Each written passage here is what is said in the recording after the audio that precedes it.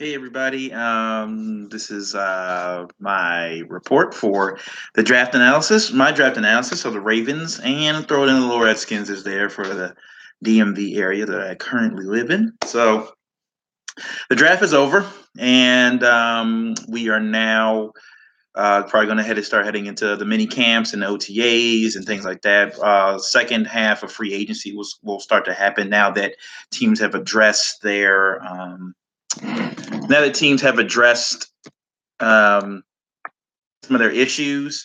We're now going to get into the part of the season where the free agents that were left out there will start to probably ask for less money because as we get closer to um, training camp, especially with the draft now over, teams have filled some needs that maybe necessarily they didn't feel like they needed to fill with the free agents that were out there. So we'll get a second half of that as well. So maybe we'll see what Des Bryant goes if he decides if any of the NFC East teams decide that he's worthy of taking a roster spot. I know he wants to stay in the NFC East right now because of what happened after a long tenure with Dallas, and he feels like he kind of got the boot and didn't like the way it happened. So um, forget all that, and we're going to go look at the Ravens. So the Ravens, Ozzie Newsome just held his 22nd and final draft as GM for the Baltimore Ravens. It's been a long career. Definitely will probably be re-inducted into the Hall of Fame as a GM as well. He's already in there as a player. Definitely going to go in as a GM. He's been one of the best GMs over the last 20 years. We're going to probably have Ray Lewis, most likely have Ray Lewis in the Hall of Fame. I mean, well, he is. He's going to Hall of Fame in August. And then Ed Reed will probably join him next year. Then you probably have guys like Terrell Suggs that he's also drafted. They'll end up in the Hall of Fame. So, here's a guy that potentially will have four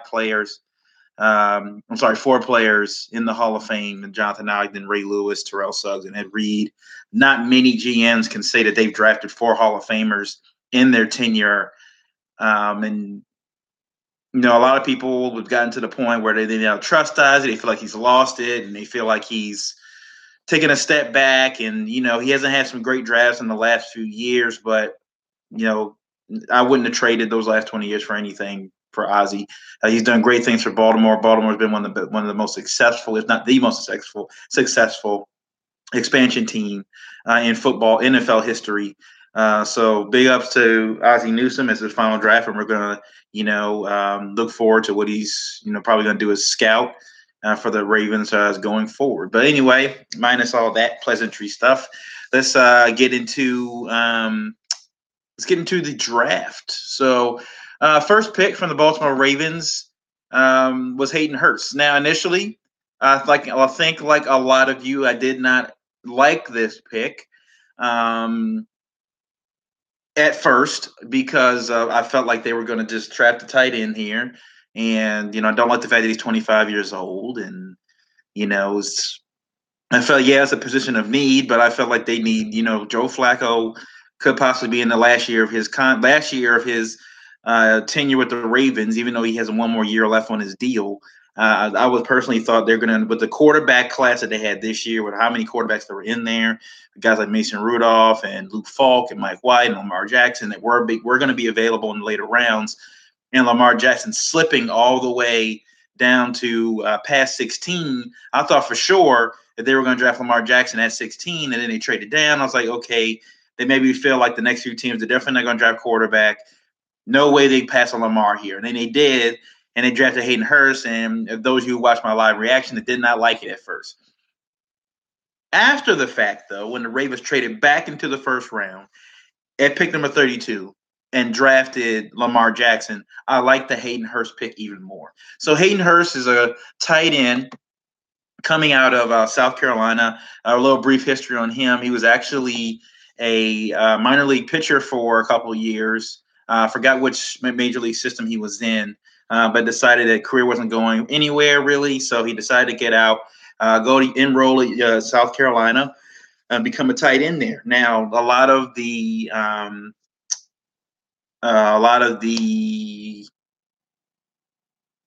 pundits pretty much said that He is comparable to Travis Kelce, which is a great comparison. The Ravens haven't had a good tight end since Dennis Pitta got hurt with his freak hip injury.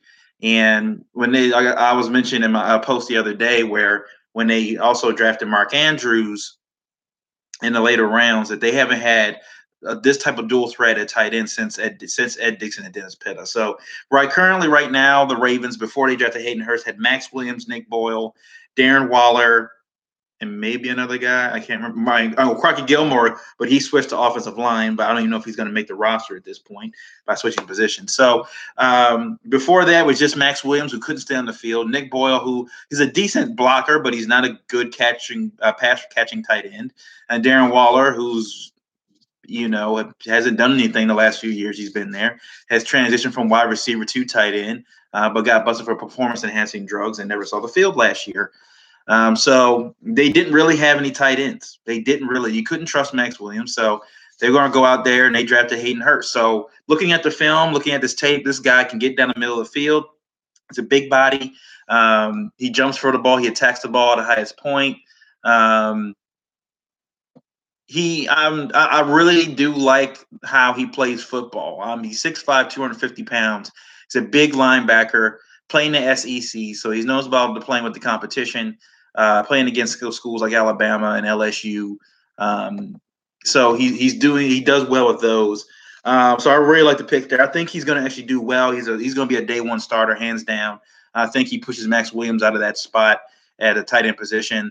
I honestly think him and Mark Andrews push both Max Williams and Nick Boyle out of that tight end spot and kind of force Waller, Williams, and Boyle to kind of battle for that last that third spot at tight end, and maybe a couple others get cut. So you maybe see some roster moves happening during training camp, or at least before training camp. So I really like that pick there. Next, we're going to get into, let me see if I can move in here, the second pick for the Baltimore Ravens in the draft, which was Lamar Jackson. So I posted an article on my page as well. I posted it on Instagram for those who looked at it. Lamar Jackson out of Louisville, former Heisman Trophy winner, two-time ACC Player of the Year. This guy has been a great football player. If you looked at the film, a lot of people said, people I talked to at church even said the same thing. It was like, look, if you put a Virginia Tech jersey on Lamar Jackson, he looked just like Michael Vick. And he's taken a lot of I'll say unwarranted criticism, because they've been attacking him because they said, maybe he should transition into wide receiver, maybe he should transition to running back. And I feel like this has been a recurring theme when it comes to black quarterbacks in the NFL throughout the NFL history, is that they never thought, and this goes back to the fact that, a lot of these owners are old white guys. They're old white guys, and they think a certain way, and they still don't think that they don't want a black quarterback as the face of their franchise. Now you have Russell Wilson, you have Deshaun Watson now in Houston Texans, and you also have who am I thinking of? Cam Newton in Carolina. So Lamar and the Ravens now are going to be the next franchise to draft a first round quarterback to probably lead their franchise to the future. But it's always been a thing of kind of, just got me irritated when they would always ask the black quarterback, maybe you can switch to wide receiver, because they don't think they can play quarterback in this league. And some GMs have said they don't think he can play quarterback in this league, but Ozzie obviously believes that he can play quarterback. I mean, this guy runs a 4.3 40. He's stupid fast in an open field, but that's not, where he gets the work done. Now, Michael Vick, when he was at Virginia Tech, Michael Vick was a quarterback that didn't really throw the football that much. He ran more than he threw it. Never threw over 2,000 yards at any point in one of his 2 years at Virginia Tech. But that's the opposite of Lamar Jackson. Lamar Jackson has thrown over 3,500 yards in all 3 years at Louisville, and he's thrown over 25 plus touchdowns in his last 2 years, both of his last 2 years. So this guy throws the football. They said they're going to have to work on definitely his release point. They feel like it is a little low. He does get the ball up there and get it deep really fast, but they got to work on him throwing the ball at the top instead of just throwing it kind of like right at the shoulder, because any NFL throwing the ball there is going to get the ball knocked down. So I'm excited about Lamar Jackson going forward into the future to see what he's going to do for the Ravens. So if I go here, next pick, this one was an emotional pick, I'm pretty sure, for Ozzie Newsome, and a lot of the guys that have been with the Ravens since their inception, drafting of Orlando Brown Jr. So as most of you know, Orlando Brown, his father had played 6 years with the Ravens, especially has been there since was there in 96, 97. He was there at the beginning. So I mean, I'm pretty sure for Ozzie, I'm pretty sure that call was, I drafted your father, when he came to the Ravens, and here he is drafting his son in 20 plus years later, in his last draft. So I'm pretty sure that was an emotional draft for Ozzie Newsome. And Orlando Brown, gets to go and play for the team that his father played for, made his fame, made his name. So Zeus Jr., son of Zeus. I'm only going to start calling him like Ares and stuff like that, or just going to just call him son of Zeus. The knock on Orlando Brown Jr. Now, for a lot of you who may not pay attention to mock drafts and things like that, early on in the draft process, when they're going through before the scouting combine, they had Orlando Brown Jr. in as a top 20 pick in the NFL draft. They said based on his game film, this guy was going to be one of the premier, maybe left or right tackle in the NFL. He was going to definitely get picked very high. He actually had a lot of mock drafts of having the Ravens pick him there, but then he went to the scouting combine and probably put one of the worst performances together at the scouting combine. Now, look, that happens for whatever reason. It happens because guys are nervous, or guys are put under pressure. They're trying to do stuff that everybody else is doing. They may not be used to, things like that, blah, blah, blah. A lot of guys who will have not so impressing pro days. Scouting combine days, but they'll have great pro days at their school. So the Ravens, at the end of the day, a scout is going to look at the film. He's not looking at the combine or anything else like that. That's for guys that maybe from junior college, and guys like the smaller schools that they may haven't got a chance to go see live. But they go back and look at the film and see how he played. So they really feel like he can come in and play at right tackle. And then that solidifies their offensive line, because now you have Ronnie Stanley at left tackle. You're going to have Alex Lewis at left guard. We're not sure who's going to play center. They did draft one in the 6th or 7th round, but we'll see where that goes. They may still go free agency and find somebody. There's also those undrafted rookies. The Ravens are good at finding those undrafted gems, and maybe they have an offensive line that could come in and take that center spot. You still got Marshall Yanda. You don't have many years left on him, so definitely maybe looking probably getting a guard next year's draft. But then you get Orlando Brown, a young stud out of Oklahoma.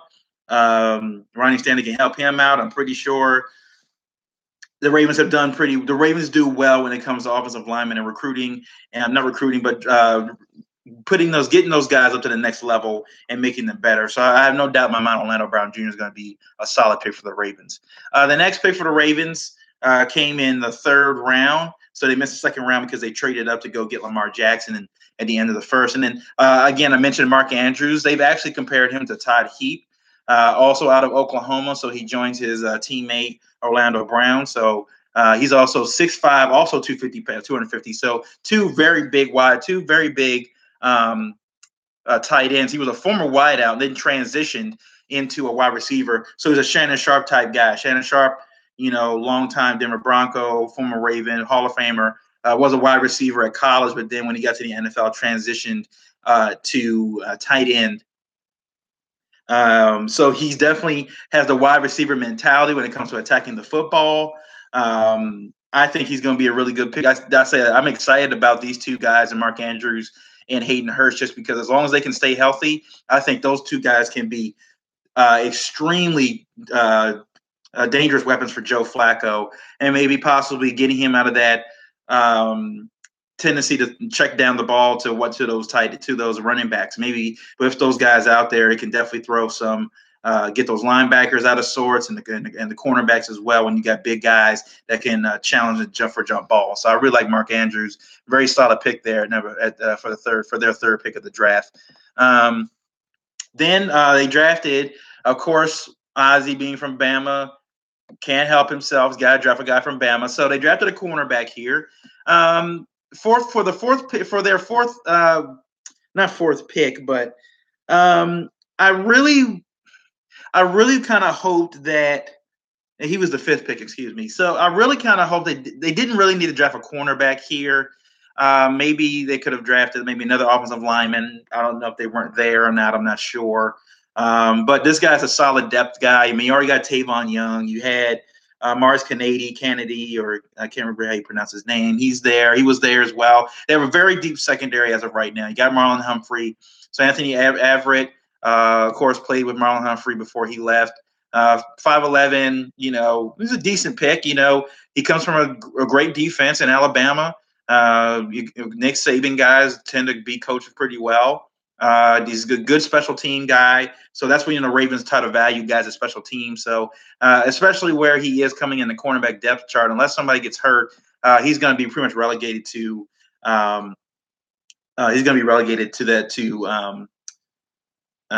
special teams mostly. I'm not sure if he can return punts or not. We'll see. But if he needs to come in on certain plays to spell some guys, I think he can fill that role, especially as that fourth cornerback. So that's a solid pick there. For the next pick, the Baltimore Ravens selected Kenny Young. So I don't really know much about Kenny Young. He's a middle linebacker out of UCLA. That basically tells me by them drafting him that they're not sure about Peanut Ansuwar as being that guy opposite of C.J. Mosley at the middle linebacker position, only because the Ravens have struggled for the last few years of trying to cover tight ends over the middle of the field, and CJ, allowing the best thing, the thing people don't realize about the NFL is that when you have athletic guys playing at the defensive positions and guys that play certain types of styles of football, you got to have somebody that can complement them and allow that other player to kind of do his thing. Like I said about Eric Weddle before and Tony Jefferson, the reason why Tony Jefferson had struggled this year is because he had to play out of position and help with Eric Weddle because he wasn't able to cover deep coverage. If you have a free safety that can cover deep, that allows if you have a free safety that can cover deep, that allows a guy like Tony Jefferson, who had a Tyrann Mathieu in Arizona, it allows him to play the middle of the field, cover tight ends, and cover that line of scrimmage for any running backs that leak out.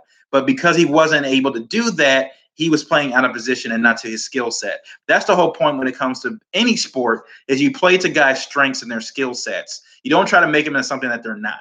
There's very few guys that can play all over the field. Those are your all-time greats. Most of the guys that come into the pros have certain skill sets, and it's just finding where those skill sets are. So Tony Young, again, inside linebacker out of UCLA, 6'1", not a very tall guy.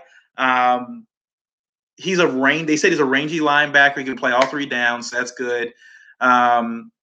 He can cover running backs that try to come out of the backfield. He's not going to be a guy that gets a lot of sacks, but he'll be a decent cover linebacker, which is what they need. That's what they need right now. They need a guy that can go ahead and try to cover tight ends and cover those running backs. So decent pick there. We'll see how he pans out. Playing again with playing with C.J. Mosley and other linebackers, I think, with the Ravens and how they do with defense. We'll see what I think the new defensive coordinator is Martindale. If I'm not mistaken.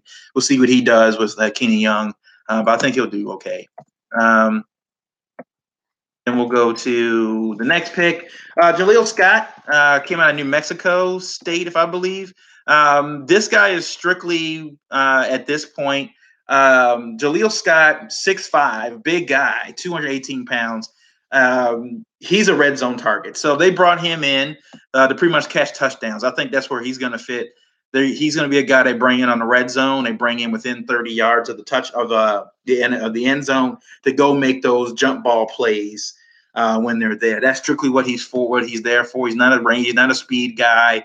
Doesn't get down the field that much. It kind of reminds me of Anquan Bolden when he was older.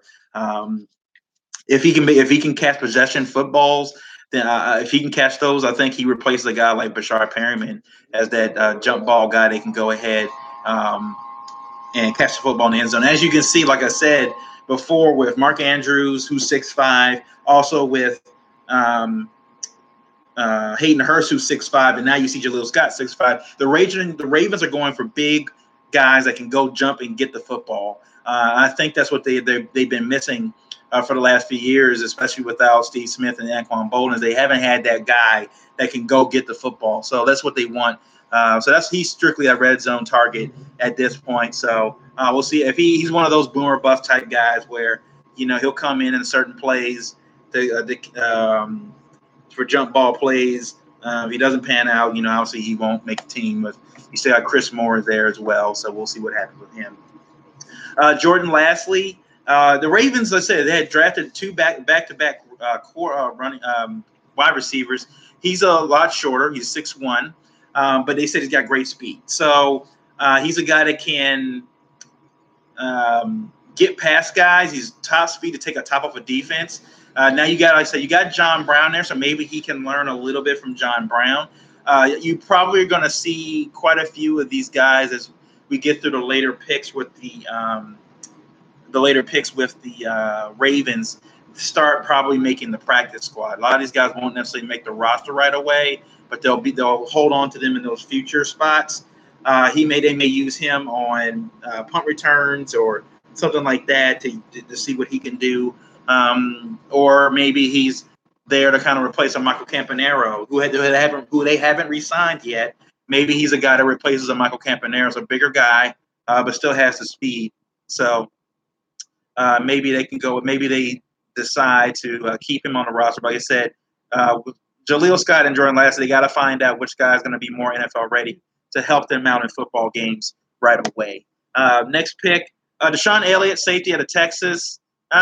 This pick was, I think, more of a proto. This is more of a project type pick. I don't think he's expected to start right away. Obviously, you still got Eric Weddle there. They're going to probably have Eric Weddle at least a Raven, maybe for at least this season. They're going to probably see what he can do in training camp to kind of get him up to speed. We're going to have to see. He's a special team. He's probably going to be another special team type guy. If he's going to probably take that role on as being the next free safety, we'll have to see. I'm not sure. Like I said, it's really tough to say with guys who get drafted later if they're going to even be there later on. Now, he did have 9 interceptions while he was at Texas during his football career. So he does play up the line. So like I said, these are situational type guys.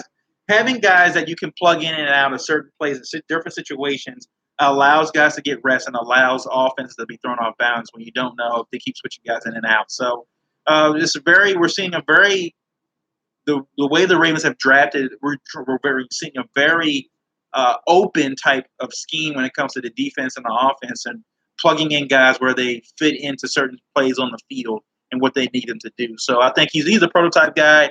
Maybe they can get some more out of him. That's what you hope for later picks. The next pick after that, Greg Sinnott, offensive tackle, another project type guy. He'll probably end up on the practice squad. He's there, I think, strictly for he's there for to have it's camp battle. Allow for they're gonna Ravens are known for drafting offensive linemen from the little smaller schools and having those guys pan out. Defensive linemen as well from small schools and having them pan out. But I think with drafting Orlando Brown Jr., I think Greg Sinnott actually ends up probably on the practice squad, but we'll battle and he'll be there if they need to bring him up for guys get injured. The Ravens' offensive line has been probably the most injury plagued out of most teams in the NFL, so having that extra body in there and a young guy at that will help, I think, the Ravens throughout the season this year and the future as well. Next pick, Bradley Bozeman out of Alabama. So he joins Anthony Everett, a teammate of his. He's the second to last pick. He's drafted at center. Big guy. Not sure if he's going to be the starting center for the Ravens this year. I still think they probably go out and maybe sign a free agent to replace him. I mean, not to replace him, but to start at center. We'll see what happens there. Not sure what's going to happen at center at this point. They're going to probably give him a chance to at least probably get a chance to start. Maybe he does well. He's another project type guy. They said his strength is okay. You don't like that only because you don't want him backpedaling into Joe Flacco and collapsing that pocket up the middle. So He's going to have to work on his strength, maybe teaching him how to do more technique with his hands to compensate for his lack of strength up front. So he's also, I said, also a project. And for the last pick of the Ravens 2018 draft, they draft Zach Sealer, defensive lineman out of Ferris State. Like I said, the Ravens are known for drafting guys, defensive linemen from smaller schools and having them kind of do well. Look at Brandon Williams. They got him.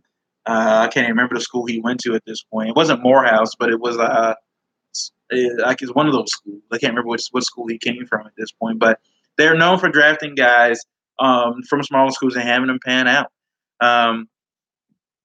They're gonna say, he likes to get to the ball.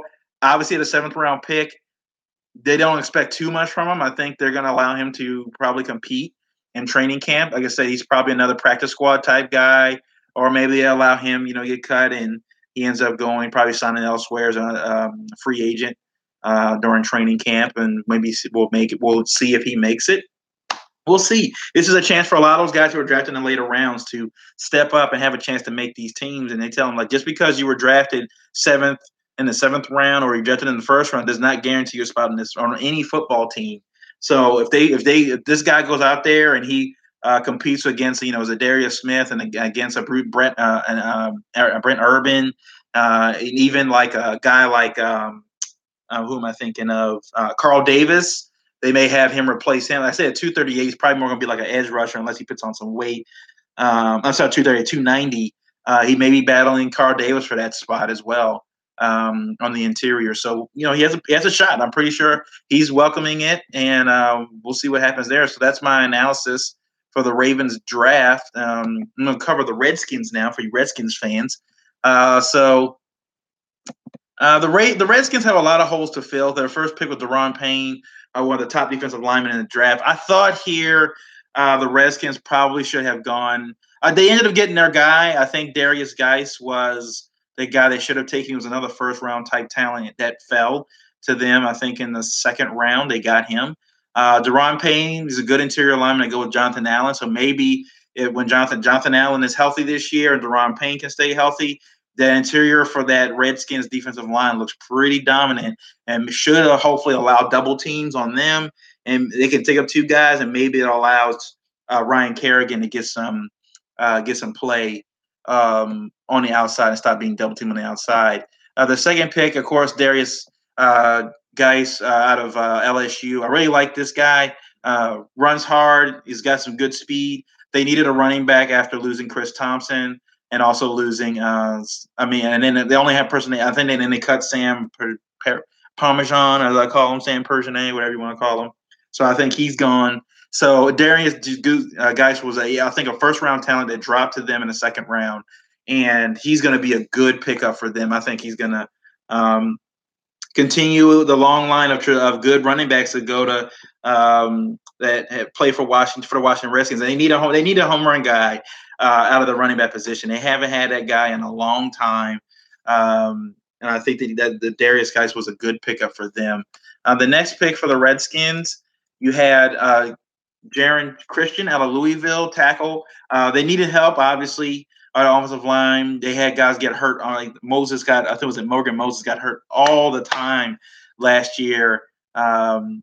Trent Williams, I think, is still there. You still got Brent Sheriff. I think Brandon Sheriff is gone. I don't think he might still be there. I'm not 100% sure. But he's a solid pickup. I think that some bolsters that offensive line for them, gives Alex Smith some time to throw the football, and that's the key. If they can get blocking lanes for Darius Geis and get him get throwing time for Alex Smith, I think he does well. But we'll see. Like I say, he played at Louisville, ACC type school. More of ACC schools were more of those. They scored a lot of points, and playing in the NFC East against the defenses of the Cowboys, it should be pretty decent against that defensive line. But he's going to have to probably deal with DeMarcus Lawrence out of in Dallas. But then also deal with the Giants. It's going to be the Giants' defense was not great this year, so maybe it gives him some time. to develop. We'll see what happens with him. The pick I really like, because I'm a Penn State fan, I really like the pick in the 4th round of Troy Apke. So safety out of Penn State. I really liked him only because this guy's got good speed, and I think he replaces Su'a Cravens. And Su'a Cravens was that hybrid linebacker safety position. I think they really lucked out drafting a guy like Troy Apke. He's got top end speed. He can cover the top of the field, which is phenomenal. I think he ran one of the fastest 40 times at the combine this year. I think that he's going to end up being a really good pick for them. I think he's going to start right away, to be honest with you, at free safety. And it should allow, I think, DJ Swearinger for the Redskins to play his position at strong safety and lay some hits on some guys. I think it will allow. We'll see what he does against OBJ, against when they play the Giants, and against that Eagles wide receiver crew. So if he can take that top off the defense and allow them to keep the ball in front of the defense and in the middle of the field, not over the top, I think he can do that. I think that was a good pick. I think that was a steal there for them in the 4th round. Another guy they drafted, Tim Settle, defensive lineman out of Virginia Tech. He's obviously going to be a backup type guy. He's going to be a depth chart type guy. I don't expect him to take the place of Deron Payne and Jonathan Allen. So he's going to be more of a depth chart type guy at this point. He's going to be more of maybe hit the practice squad. Maybe he stays there, but based on what happened to Jonathan Allen last year, he could be a guy that does come in there and dispel Jonathan Allen every now and then.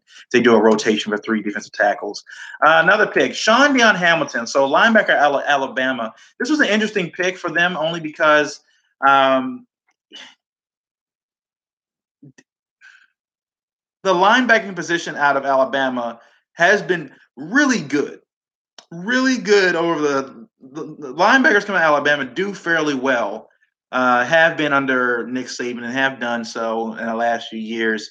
I think for Hamilton though, he's not a big linebacker. He's more of that athletic type linebacker, and I think that him trying to defend against guys like Jay Ajayi, the running back, and Ezekiel Elliott is going to be tough for him. I think he's going to struggle with that. I think because of his size, he's not a very big linebacker. Yeah, he's more athletic. I think he'll be good at covering the middle field when it comes to the pass coverage. But as far as defending the running backs, I think it'd be fairly easy for big guys like Ezekiel Elliott, who has some strength, and Jay Ajayi to kind of get past him in the middle of the field. So, like I said, this is why he was a 6th round draft pick. I think he's going to have to work on his run game defense for sure. Definitely. And they got 2 picks, I believe, in the last part of the draft. So they end up drafting Greg Stroman, cornerback out of Virginia Tech. Depth thing, it's only because they lost Fuller. They traded Fuller away, which I thought was a extremely dumb move by the Redskins. You drafted one of your most promising and from Virginia Tech, one of your more promising cornerbacks, and you traded him away, and now you wait to the 7th round to draft another guy and Greg Stroman. I don't know what he's going to be. I don't know if he makes the team, to be honest with you. We'll see. I understand why they drafted a cornerback here, but they probably waited too late. Maybe they weren't there in the earlier rounds, and they feel like they needed to draft a cornerback. But funnier things have happened. Say guys who get drafted late sometimes do tend to work harder, stronger, and do better. So all props to them. We'll see what happens. And their last pick, Trey Quinn, out of wide receiver out of SMU. Obviously, the only wide receiver that was worth coming out of SMU really in this draft was Cortland Sutton, and even him, he didn't have a lot going for him. Instead of falling down a lot of people's boards, he's probably more of a guy like Cole Beasley, more of a Danny Amendola kind of player. He'll be that slot guy, I'm pretty sure, that will be in the middle of the field and, underneath routes, those little underneath crossing routes, and try to stretch the defense that way, and possession plays towards the sideline. So I think that's what he does there. So we'll see what happens there. So going forward, that's my little analysis there for Redskins. And going forward, I think for the Ravens, I say you guys are going to mini camp right now. The next thing to do is you got to get Joe Flacco has to now has no more excuses. They got you 2 pass catching tight ends. You got Michael Crabtree in there now. You got Willie Snead. You got John Brown. You brought in another wide receiver, 6'5" out of New Mexico State. He's going to be there as well. Also, Lasley out of UCLA, another wide receiver. You still got Chris Moore. You still got Bashard Perriman. So you have a really strong depth chart of wide receivers. You got to get to work with them. He's got to get to work with those guys. He knows he's on the hot seat now with the rate with them drafting Lamar Jackson. That he wants. I'm pretty sure to stay in Baltimore the next few years. But we'll see. Flacco has never been a type of quarterback that has done the extra work and stayed after practice and done the extra things needed to become a great quarterback in the NFL. So let's wait and see on Joe Flacco. We want to see what Kenneth Dixon is going to do in training camp this year. He was hurt last year, so we want to see what he does. Alex Collins, I really like the running back stable right now for the Ravens. I think it's really good. And it's right. Also, they didn't need to go after a running back in this draft, unless Saquon Barkley had fell to them, but that wasn't going to happen. Offensive line got a little bit better. You got Orlando Brown, got some depth there as well, with some a tackle and a center that you put in as well. The defense definitely got better with adding a cornerback, for depth purposes. You got a defensive end in the later rounds, for maybe challenge for a spot, maybe challenge Carl Davis's spot. You drafted a linebacker. Hopefully, maybe he plays alongside C.J. Mosley. We'll see. But I think the Ravens are planning for the future. Maybe not necessarily this year, but they're definitely planning for the future next year to get Lamar Jackson ready to take over the helm as quarterback for the Baltimore Ravens. And for the Redskins, got Alex Smith. He's not the future. So it's going to be interesting to see what they do in next year's draft, especially if Alex Smith looks like he has a bad year this year. They're going to probably start looking for that exit strategy if he starts to fall apart. So I think as it gets going, Alex Smith is not going to have the same weapons he had at Kansas City. There's no Tyreek Hill there. There's no Kareem Hunt there. Darius Guys could be that guy, but we'll have to see. Jordan Reed can't stay healthy. Josh Doxson is going to be a second-year guy. Maybe he turns out good. He has to take it to the next level. There's no Deshaun Jackson. There's no Pierre Garçon. So Alex Smith is going to struggle, I think, in Washington, at least for the first few games. He's a game manager type quarterback, but especially him not having a lot of speed on that Redskins offense is not going to be a lot of deep threats, so he's going to have probably rely a lot, like he did in Kansas City, rely a lot on his tight end and Jordan Reed. That also means Jordan Reed's going to take punishment and probably get injured like he always does. So I think the defense, the interior defense is going to be good. I think that back end of the secondary for the Redskins is going to struggle. They're going to struggle over us. I like Apke, but as he's still going to be a rookie, he's not going to be a Pro Bowl type guy right away. He's going to struggle, I think, for the first season. So it'll take him a year or two to get ready. They're going to struggle on the top end of that defense. The offense is going to struggle to score, I think. So we'll see what happens, with the Redskins. I'll do some more videos later on as we get closer to mini camp and training camp, and some more signings happen, especially when the undrafted rookies get signed and they go through that deal. The Redskins and the Ravens are both rebuilding. The Ravens got the quarterback of their future. We're just waiting to see if the Redskins get theirs. Alex Smith is not going to be that guy. 30-plus-year-old quarterback, doesn't tend to do well in the playoffs. Hasn't really been known as a guy to take the team to the next level. So when they got Alex Smith, I thought they reached a lot. I think they paid him a lot of money for a guy that had a lot of weapons, especially towards the end of the season where they did they lose the division? I think they ended up losing the division that year. I'm not sure. Maybe they did. I think they ended up winning it. I think the Raiders fell apart, and the Chargers kind of crept in there, but were already too far back to challenge them. And the Broncos were a shell of them former selves. So they still won the division by default, but they lost quite a few games there towards the end of the season where they did not look like themselves, and Alex Smith kind of regressed. So they can't have Alex Smith regressing this year. Redskins fans aren't going to have it, especially with Ezekiel Elliott coming back with the Cowboys, and the Eagles are riding off the Super Bowl high. Still a very dangerous team. And the Giants got Saquon Barkley. So the Giants are going to be coming at it too. OBJ is going to be healthy this year. So it's going to be coming for the Redskins. So the Ravens and Redskins, I think, are similar situations where it's really based on their quarterback play, how things go.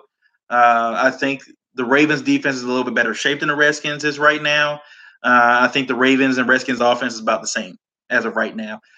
Only because I know this is based on potential that with the 2 tight ends um, and wide receivers that they drafted, that they could potentially be better, and the ones they signed in free agency, they could be better. But we had to see that on the field first. I'm not going to say they're going to automatically be better just on paper. We got to see what happens on the field first. So as of right now, both of their offenses look about the same, about average, maybe below average. And the defenses look about the Ravens defense looks like about as good, and the Redskins look about average at this point. So the Redskins, I think, are going to struggle this year. But if Flacco doesn't do well for the Ravens are also going to struggle because this is an offensive league and this is how things work. But thanks for watching. If you have any comments, please let me know. I'll do more videos as we get closer to training camp. Please like and subscribe. I'm also doing this on YouTube, so please like and subscribe to my videos and my page as well. Thanks for watching, and I'll see you guys on another time. Peace.